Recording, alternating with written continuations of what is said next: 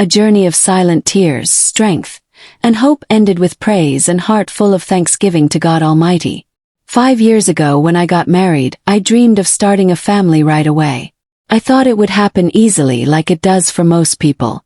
But as months turned into a year and there was still no pregnancy, my husband and I decided to see a doctor. The tests showed I had high prolactin and low progesterone, which were treated. I thought finally this will be it. But nothing happened. We went back to the hospital and they recommended an HSG scan. It was painful but I did it. That's when I was told I had bilateral tubal blockage. The doctor suggested tubal flushing, hydrotubation, so I agreed despite the pain. Months passed, still no pregnancy. I had to repeat the HSG scan and this time it came out fine. Finally I got pregnant and my husband and I were overjoyed.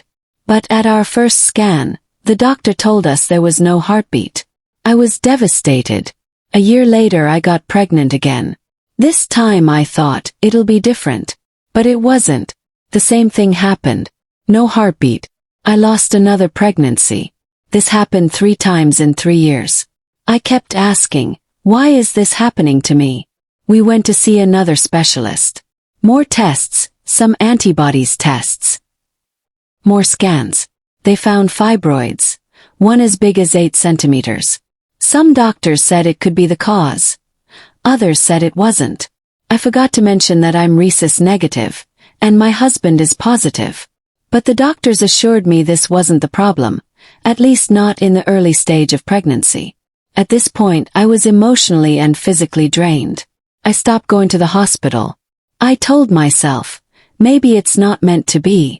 But my sister-in-law, S.B., wouldn't give up on me. One did her research and found out something I could try.